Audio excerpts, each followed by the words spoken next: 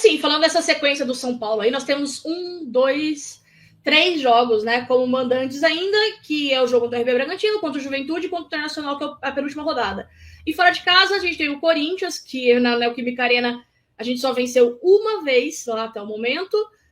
Tem o Fluminense do técnico Luiz Ubeldia e o Vitória na última rodada. São jogos complicados aí, somos 1, 2, 3, 4, 5, 6. 6 vezes 3 são 12 pontos. Gente, tô falando certo? 12 pontos disputados ainda. 1, 2, 3, 4, 5, 6. Não, 6 vezes 3, 18, perdão. Pontos a serem disputados ainda. E o São Paulo brigando ali para conseguir essa bendita vaga na Libertadores. Eu vou ser sincera com vocês. Eu não acho que o São Paulo consegue essa vaga direta na Libertadores. Eu acho que uma pré-Libertadores, talvez. Mas eu vejo com dificuldade o São Paulo conseguindo essa vaga direta. Pensando de maneira geral, pensando nos adversários. Não sei. Chacon, você acha que é possível ainda o São Paulo conseguir essa vaga, olhando assim para esses jogos? Você acha que a vaga direta vem? Você acha uma pré-Libertadores, uma Sul-Americana? Assim, falando a realidade, não que o torcedor quer ouvir. O que você acha? Não acredito. Isso já há um tempo eu venho falando, né? Não acredito na vaga direta, mas acredito numa pré-Libertadores. Acho que vai abrindo vagas e eu acho que a pré-Libertadores pode ser uma realidade mais plausível para o São Paulo. Eu acho que dessa tabela aí, 3 jogos em casa, 3 jogos fora, é o seguinte: 3 jogos em casa que tem que vencer, né? São 3 adversários que estão na parte de baixo da tabela: Bragantino, Juventude e Internacional. O Inter, para mim, lutando para não cair, factualmente. O Bragantino menos desses 3, mas o Inter tá jogando mal. Tá jogando mal, muito mal. O Juventude, candidatíssimo ao rebaixamento. E aí os jogos fora, é o seguinte: jogo contra o Corinthians. O Corinthians também oscila muito, muito, muito, muito. Eu não vejo um jogo impossível de ser vencido, não. Acho que é um clássico, iguala as coisas. O São Paulo já quebrou o tabu lá. Eu acho que tem condição para sair com uma vitória, mas não vai ser um jogo fácil. Eu projeto mais um empate para essa partida. Fluminense, desses 6 jogos, é o mais complicado fora de casa. Mas pelo fator fora de casa, que o time não é grande coisa, não joga de forma brilhante, e os próprios torcedores do Fluminense falam que não tá brilhando os olhos o jogo do Fluminense, né? O Fluminense em campo. Mas em casa, até agora, conquistou os resultados, conquistou as vitórias. Então, eu acho que vai ser um jogo complicado. Também projeto uma possibilidade de um empate, mais tendendo para empate ou derrota para esse jogo. E vitória é uma coisa muito em aberto. Depende do que acontecer até lá. Às vezes o Vitória já está rebaixado, às vezes o Vitória já está salvo, às vezes o Vitória está lutando. Então, acho que é bem complicado esse jogo. Todos eles são vencíveis. Não tem nenhum adversário que não dá para o São Paulo vencer. Nenhum. Todos eles o São Paulo consegue vencer, acho que tem capacidade. Mas não são fáceis, né? Eu acho que tem demais para as vitórias em casa e tropeços fora de casa. Projeto entre 10 a 13 pontos, com boa vontade os 13 pontos. Então, 9 pontos em casa, aí um empate ali contra o Corinthians e um contra o Vitória. Então, uns 11 pontos o projeto aí nessa sequência. Kaique, você pensa dessa forma também? Porque, assim, até aproveitando, chamando a galera para votar na nossa enquete, né? Qual a expectativa para o jogo de amanhã? Se é a vitória do São Paulo, derrota ou empate, né? Pensando do que a gente joga como mandante na Vila Belmiro, mas que também o RB Bragantino é um time que tá ali no meio de tabela, tem 12º colocado, e é uma pedra no sapato do São Paulo. E, Kaique, desses próximos jogos, assim, o que você viabiliza para o São Paulo de maneira realista? Você acha que o São Paulo vai conseguir realmente essa vaga direta? Você acha que é muito difícil, quase impossível? Pensando em jogos difíceis, a gente tem o RB Bragantino. Para mim, acho que o Corinthians talvez seja o jogo dos mais difíceis aí, por ser um clássico, né? E jogar na Neoquímica Arena, que a gente só venceu uma vez. O que você acha dessa sequência do São Paulo?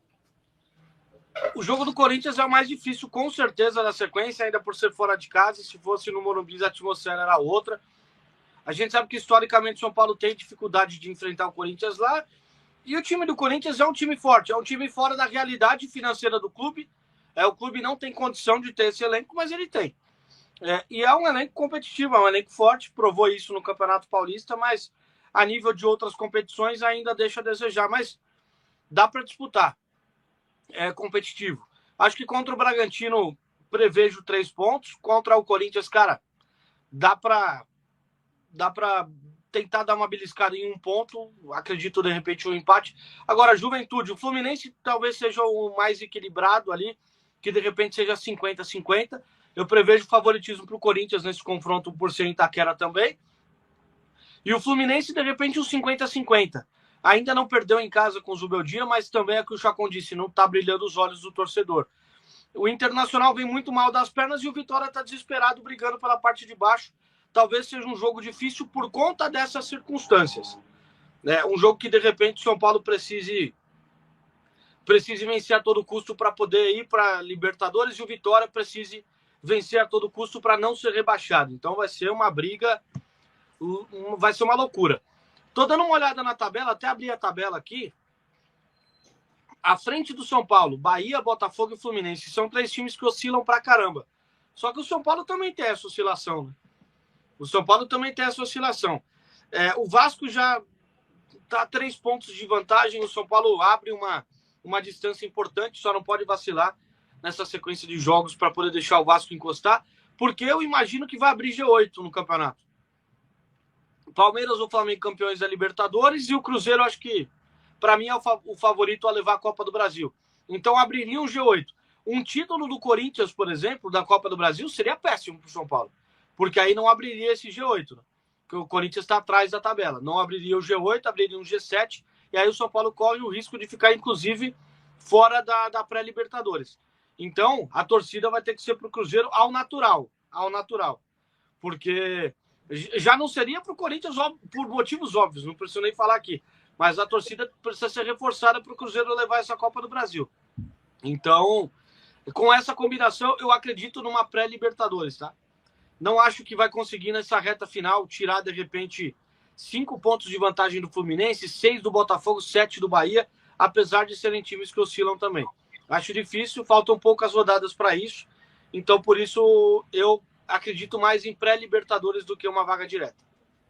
Pausa de 5 segundos para pedir a sua ajuda ao nosso canal com o seu like e se inscrever se ainda não for um inscrito. Bom, São Paulo está se preparando, né, hoje lá no CT para esse jogo contra a equipe do Bragantino, na Vila Belmiro, né? O Crespo conta com o Alan Franco e Enzo Dias, que cumpriram suspensão no jogo contra o Flamengo. O Pablo Maia, ele teve um trauma no tornozelo direito no segundo tempo do jogo contra o Flamengo e ele não tem presença garantida, não. Ele fez exames de imagem, o resultado não foi divulgado até agora, então a gente está aí na dúvida se ele vai pelo menos ficar à disposição do Crespo ou não. O Ranieri, você acha que se o Pablo Maia tiver ok e tal, ele vai pro jogo ou ele vai ser preservado? Não, se ele tiver ok, ele vai pro jogo, mas o Alisson, ele entrou bem contra o Flamengo, tá? Eu achei que ele entrou bem e ele faz aquela função que o Pablo Maia vem desempenhando e acho que pode ser uma alternativa também, né? O bom, assim, é que os jogadores do São Paulo, eles voltam a ganhar confiança. Então, até o Ferreirinha ele se torna uma dúvida para o Crespo.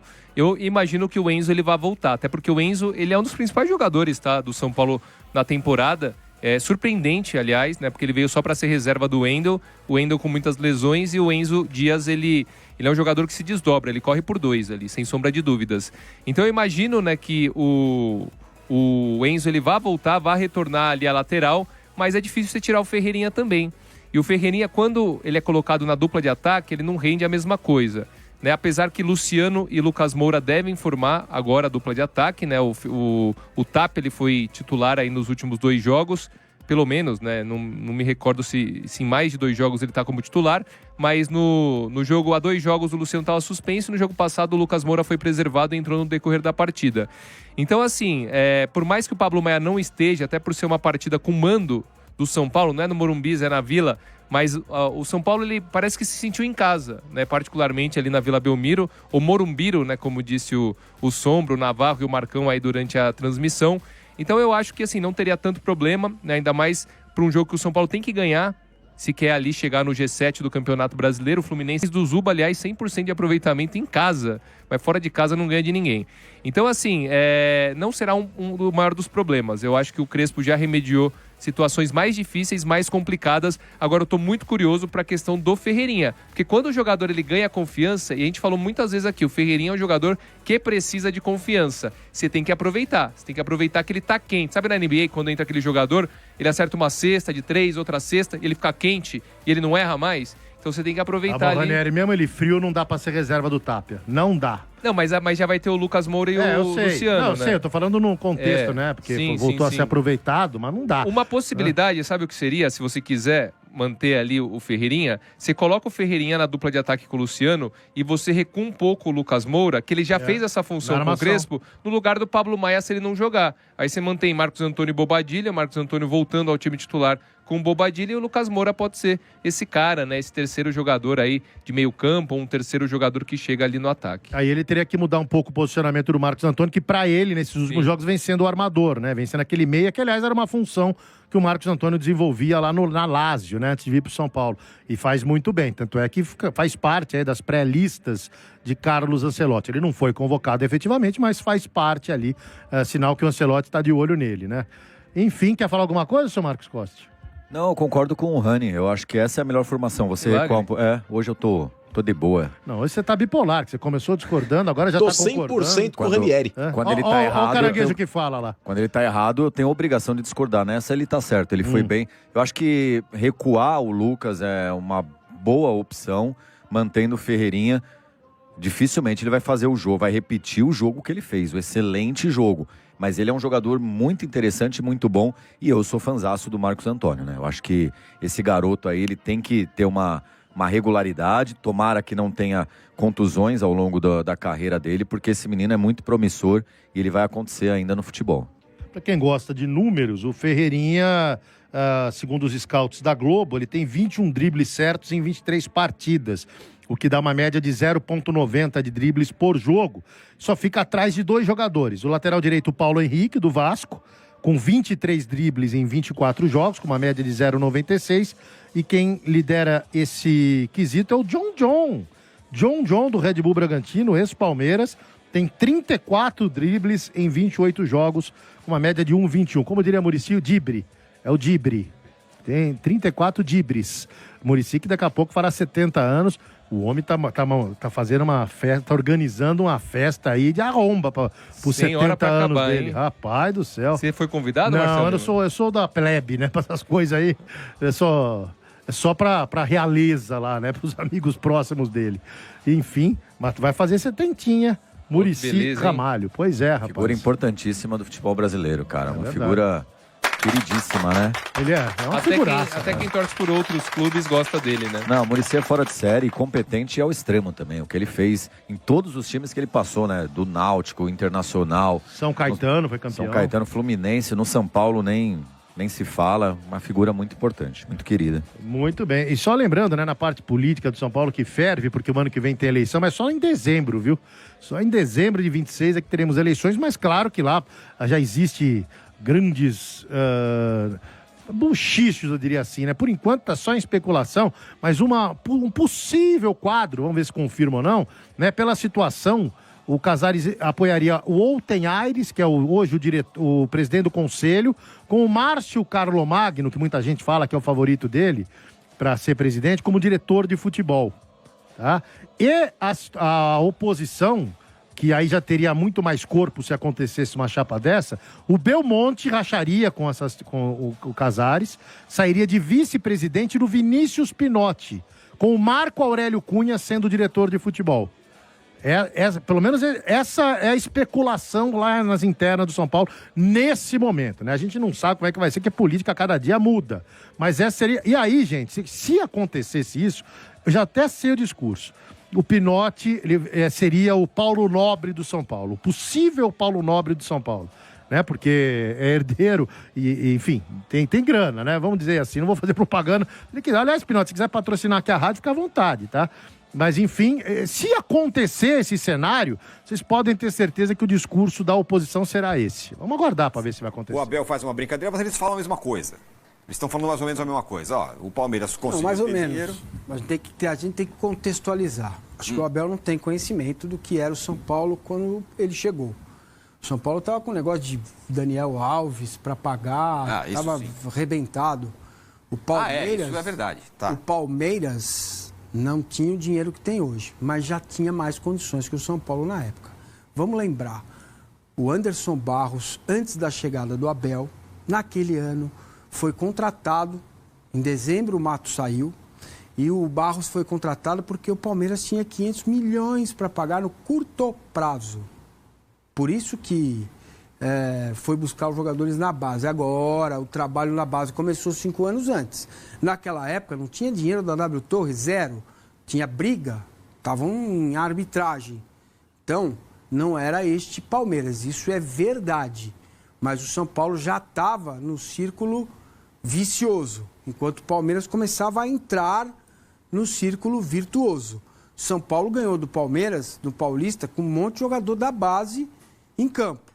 O Palmeiras tinha voltado de férias, era pandemia, o São Paulo se preparou para aquele jogo, para aqueles 2 jogos e ganhou com mérito, né? Mas, claro que o que é o Palmeiras hoje e o que era o Palmeiras há 5, 10 não dá nem para comparar, né? Mas acho que ele se equivocou na questão de que tinha mesmo as mesmas condições. Não tinha. O Palmeiras já estava num processo, num andamento de círculo virtuoso e o São Paulo estava batendo cabeça já, entendeu? No que fazer, o que a gente vai fazer, como a gente vai fazer. Ainda não tinha percebido. Agora é óbvio, e aí o Abel tem razão. Se o São Paulo tivesse feito o que tinha que fazer há 5 anos, hoje talvez não, posso afirmar categoricamente. São Paulo, com a força que tem, com a torcida que tem, com a camisa que tem, com o patrimônio que tem, hoje, 5 anos, o São Paulo estaria furando a bolha da espanholização. E não seria uma espanholização, você teria o São Paulo. Agora, vai passando, vai procrastinando, deixa, vamos ganhar, vamos fazer não sei o quê. É nesse ponto que eu quis dizer que o que eles falaram é mais ou menos a mesma coisa. O que eles falou isso. Hoje não vai dar, se a gente trabalhar, tarará, conseguimos lá na frente e tudo mais, o Arnaldo. É a mesma coisa, mas não é, né? Na verdade, assim, o Abel estava bem-humorado, solto, estava fazendo algumas analogias. Talvez o que ele... pegarmos a frase literal, talvez ele ganhasse o mesmo que o Crespo de salário no final do mês, quando ele chegou. Hoje ele ganha os maiores salários do futebol mundial como treinador. E vai aumentar na renovação. Exatamente. Então, o Crespo voltou mais ou menos pelo quanto ele ganhava na... Acho que isso simboliza um pouco como o São Paulo não andou e o Palmeiras andou. Só que a única questão que eu acho é que o Abel faz isso bastante, e a Leila também. Parece que eles fundaram o Palmeiras. Não fundaram. É bom o Massini voltar um pouco para dizer como é que era o Palmeiras, saneado pelo Paulo Nobre, passando pelo Maurício Gagliotti, com outros treinadores vitoriosos, com outras situações, o Matos... Com títulos já conquistados. O Palmeiras teve que economizar na chegada do Abel porque ele gastou demais. Antes ele rapelou o mercado. Quando o Abel chegou, o Palmeiras já tinha um dos maiores elencos do país, com jogadores subaproveitados. E o trabalho dele foi excelente, porque ele aproveitou esses caras encostados. O São Paulo não tinha elenco algum. O São Paulo tinha o Daniel Alves entrando em litígio com o time, né? Então, era isso mesmo? Eu não lembrava exatamente. O Crespo chegou a trabalhar com o Daniel Alves no Paulista. O Daniel Alves foi campeão. O Daniel jogou o primeiro jogo no Allianz Parque, se machucou no primeiro tempo. E aí entrou o Igor Gomes. O Crespo trabalhou com o Daniel Alves, botou o Daniel Alves na lateral, que ele não queria. Mas 2 meses depois do Paulista, o Daniel Alves fugiu para a seleção e não voltou mais. E botou o São Paulo no pau. Então, eram realidades diferentes. O Arsênio é muito preciso. O São Paulo já estava num ciclo vicioso e o Palmeiras já estava num círculo virtuoso e teve um ajuste no momento da chegada do Abel. São coisas incomparáveis. E o que é também importante diagnosticar é que o Palmeiras, a diferença aumentou depois que o Abel chegou, sem dúvida alguma. Em todos os aspectos. A ponto do Palmeiras hoje ser o clube com maior capacidade de investimento no Brasil. Foi o clube que mais gastou. O Abel, ele não precisa ficar acabrunhado de ser o protagonista, de ser o mais rico. Ele já conseguiu transformar o time dele no melhor. Essa era uma muleta que ele usava muitas vezes quando perdia para alguém. O outro gasta mais, o Flamengo é não sei o que lá. Não existe mais isso, o Palmeiras é quem mais gasta. quem tem os melhores jogadores. E não tem problema algum. Em campo, ele é o melhor. Né? Então, essa é a circunstância. E eu acho que simplesmente o Crespo fez foi desnudar a atual situação do São Paulo. Que depois de 5 anos ele voltou e está no mesmo lugar, patinando no mesmo lugar. Né? Os problemas do São Paulo são esses problemas que a gente tem discutido aqui. O São Paulo, agora numa tentativa de estancar a hemorragia, não conseguiu caminhar. E o Crespo simplesmente fez um raio-x do time em relação... Porque o torcedor do São Paulo, qual que é a resposta que ele quer? Quando nós vamos poder, de novo, disputar um campeonato de pontos corridos ou os principais campeonatos com Flamengo e Palmeiras? A não ser numa Copa do Brasil eventual, que aconteceu, o São Paulo ganhou dos dois. Quando? O Crespo falou, vai demorar. É isso que ele falou, vai demorar. E vai demorar cada vez mais se o São Paulo não se acertar. É o que nós estamos falando aqui. Então, eu acho que a comparação é a do vinho do Abel. A comparação entre os dois, talvez o Abel ganhasse a mesma coisa que o Crespo. Como é educado, chamou o Crespo para o jantar e cedeu o vinho para ele. Mas as condições para quem fosse contratado no Palmeiras à época já eram muito melhores do que para quem foi contratado para o São Paulo à época. Isso não é diminui, nada disso. É simplesmente uma constatação. Ele fez a coisa andar, é um fato. Isso é um fato para quem acompanhou e acompanha a história dos dois clubes e eu, principalmente passo a passo, para e passo a história do Palmeiras. É óbvio que já estavam em situações diferentes. O Palmeiras entra neste modelo de comprar jogador tipo Felipe Anderson, Vitor Roque, tirar jogador do Barcelona, agora nos últimos um ano. 1 ano e 4 meses. Não era essa a perspectiva, lembra? Tem há 10 anos. Desde a janela do ano passado, o Palmeiras mudou a política de investimento e abriu o cofre. Foi para contratar o jogador pronto. E são vários fatores. A saída da Crefisa aumentou muito o valor comercial das propriedades do Palmeiras com a saída da Crefisa e da FAM. Esse é um fator. O acordo com o Allianz Parque é outro fator. Sim. Né? Então, tem vários fatores. Agora, o principal deles é encher a burra com o Hendrick, Estevão, jogadores da base, que é o que conta. Né? Aliás, só ainda sobre o São Paulo, ele fala, não, o Palmeiras vendeu os jogadores da base e aí conseguiu. Bom, o São Paulo vendeu também, só que vendeu bem mais barato. Exato. Então, o São Paulo está tentando fazer o mesmo caminho. O que mais sobre o São Paulo, Arnaldo? O São Paulo está largado. Você falou para mim. O São Paulo Não, eu não. Quem falou foi o Crespo. Não, com outras palavras. O São Paulo está largado. Né? Enquanto a gente está aqui discutindo entrevista do Abel e do Crespo, o São Paulo se prepara para jogar de novo na Vila Belmiro, uma partida decisiva contra o Bragantino. E o Tironi está tentando comprar ingresso para o show do AC/DC. Aliás, estão cobrando você aqui. Para exigir que tenha mais shows do AC/DC. Exato. Botando tudo. Tironi. Oi. Aliás, o nosso colega Demetrio Vecchioli colocou agora aqui mais 2 datas confirmadas do AC/DC no Morumbi. 28 de fevereiro, que é o jogo da terceira fase da pré-Libertadores, e 4 de março, o primeiro jogo da final do Paulista. Então, 2 shows mais. Exatamente, professor. É sobre isso que estamos falando, né?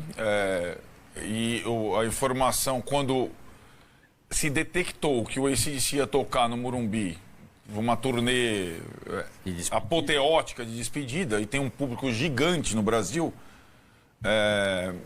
evidentemente não seria um show só, e evidentemente essas datas iam conflitar com compromissos importantes do São Paulo no ano que vem, como está acontecendo agora, né? Então, e o São Paulo teve, como eu classificaria? A informação de que o São Paulo poderia vetar shows pelo contrato com a Live Nation.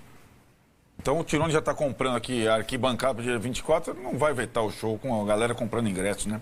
Então vão ter esses 3 shows. Onde o São Paulo vai jogar no ano que vem?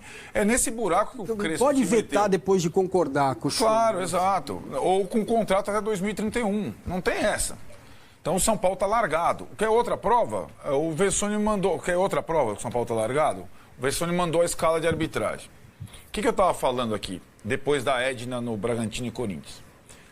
Que não teria árbitro paulista suficiente para apitar jogos entre paulistas com o novo critério estabelecido pelo Rodrigo Sintra, certo? Aí eu falei olha, a Edna foi resgatada porque o critério era ter um árbitro paulista. Depois de segurar o Flamengo na quarta-feira, o São Paulo já tem que está pronto para voltar a campo amanhã, 21h, e lá na Vila Belmiro. O adversário dessa vez é o Bragantino e nós vamos conferir o time que o técnico Hernan Crespo deve colocar em campo. Olha só, Rafael no gol, Ferrarese, Arboleda e Alan Franco, Cédric Soares, Bobadilha, Luiz Gustavo, Marcos Antônio e Enzo Dias, Luciano e Tapia. E aí, Miller? É a mesma escalação é o mesmo time que jogou contra o Flamengo, Michele. O São Paulo jogou contra o Flamengo. Sempre quando o São Paulo enfrenta grandes adversários, grandes times com muita qualidade, o São Paulo se dá bem, o São Paulo se agiganta, joga bem. O São Paulo fez uma boa partida contra o Flamengo, tanto é que fez 2 gols. Agora, quando pega Bragantino, Mirassol, Ceará, já tem dificuldade. É um jogo que o Bragantino ficou muito tempo sem vencer no campeonato, venceu agora a última partida. O Corinthians vem num ânimo diferente, até porque o Wagner Mancini estreou já com uma grande vitória, o treinador, muito bom treinador. Então acho que o São Paulo entra na Vila Belmiro contra o Bragantino, para mim, em igualdade de condição. Jogo perigoso para o São Paulo que não tem um retrospecto positivo contra o Red Bull Bragantino desde que a empresa de energéticos adquiriu o clube. O São Paulo tem tido muitas dificuldades. A última partida lá em Bragança, o São Paulo perdeu. Exatamente, tem tido muitas dificuldades contra o Bragantino. Agora, o São Paulo está em ascensão, né? O São Paulo está em ascensão, os jogadores reencontraram o caminho das vitórias, das boas atuações. O São Paulo tem feito jogos bem honestos e vamos ver se consegue manter a toada contra o Bragantino. É verdade, novamente vai jogar longe de casa, num ambiente que o time não está acostumado, mas se deu certo contra o Flamengo, a ideia é que também dê certo contra o Bragantino. Vamos ver se o Bragantino não apronta mais uma para cima do São Paulo. Vou começar com uma curiosidade. Jogador de futebol coleciona camisa também? Você é um cara que coleciona? Ah, com certeza, né? Eu acho que lá no finzinho da carreira é importante a gente olhar para as camisetas que a gente colecionou, que a gente trocou, né? E que vai ficar na nossa história para sempre, mostrar para os nossos filhos, né? Mostrar para os nossos netos. Então acho que é mais por aí. Então com certeza ter uma salinha em casa para poder mostrar todas as camisetas para eles. Hoje aqui a gente tem cada uma linda de seleção. Eu sou colecionador, tenho quase 1000 camisas, André. Então, quando eu vejo umas camisas dessas, meu olho brilha. O seu de jogador e colecionador também brilha ou não? Ah, com certeza, né? Ainda mais de grandes seleções, né? De grandes histórias, né? A gente vai ter agora a Copa do Mundo, então vai ser mais uma Copa para a gente se divertir com futebol de alto nível, né? Com grandes camisetas, com grandes seleções, grandes jogadores. Então, com certeza eu também estou aqui olhando, eu já pedi algumas porque eu preciso colocar na minha coleção. Boa, eu queria falar um pouquinho sobre a Copa do Mundo particular sua. Queria falar um pouquinho da sua Copa do Mundo particular, que é a recuperação desse problema. Deu? Queria falar dessa sua Copa do Mundo que você está em recuperação, que é essa batalha para poder voltar a vestir a camisa mais importante da sua coleção, que é a camisa do São Paulo nesse momento. Então me diga o seguinte, como é que tá? Muita gente estava esperando você passar por uma cirurgia, aí o que nos foi passado é que você optou por um tratamento convencional. Como está esse tratamento? Como está a tua expectativa de, sei lá, no começo do ano que vem, na pré-temporada, já tá voando? O São Paulo, nós tomamos uma decisão juntos, né? O André e São Paulo. Então, optamos por um tratamento convencional, né? Que tem respondido muito bem, graças a Deus, né? Juntamente com o suporte da minha família, que está aí presente também. Então, o joelho tem respondido bem. Eu estou muito ansioso para a volta, né? Como você falou, uma lesão de joelho é uma Copa do Mundo para o atleta enfrentar, né? Mas graças a Deus, Deus colocou pessoas no meu caminho que estão me ajudando cada vez mais a vencer essa batalha. Estou morrendo de saudade de voltar a jogar no Morumbi, morrendo de saudade de voltar a jogar uma Libertadores pelo São Paulo, né? Fazer gols, desfrutar do momento que é vestir a camisa do nosso grande São Paulo. Então, estou me recuperando bem. Creio que em breve, se Deus quiser, né, o tratamento continuar correspondendo bem, creio que em breve já devo voltar, porque eu estou morrendo de saudade também. Essa saudade eu não tenho dúvida, porque eu sei o quanto você gosta.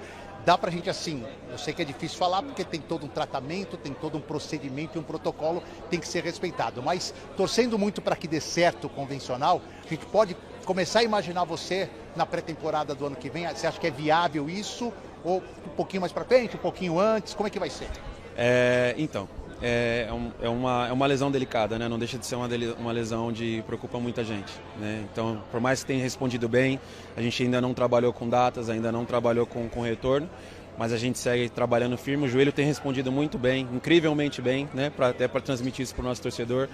Então eu estou muito feliz pela minha recuperação, minha família está muito feliz, os médicos estão felizes, todo o departamento de fisioterapia do São Paulo também. Então a gente vai trabalhar para que na pré-temporada, um pouquinho depois da pré-temporada, eu já esteja apto para poder ajudar o Tricolor. Ficar vendo em TV deve ser a dureza, né, cara? Fico imaginando, querendo chutar a TV às vezes para botar a bola para dentro.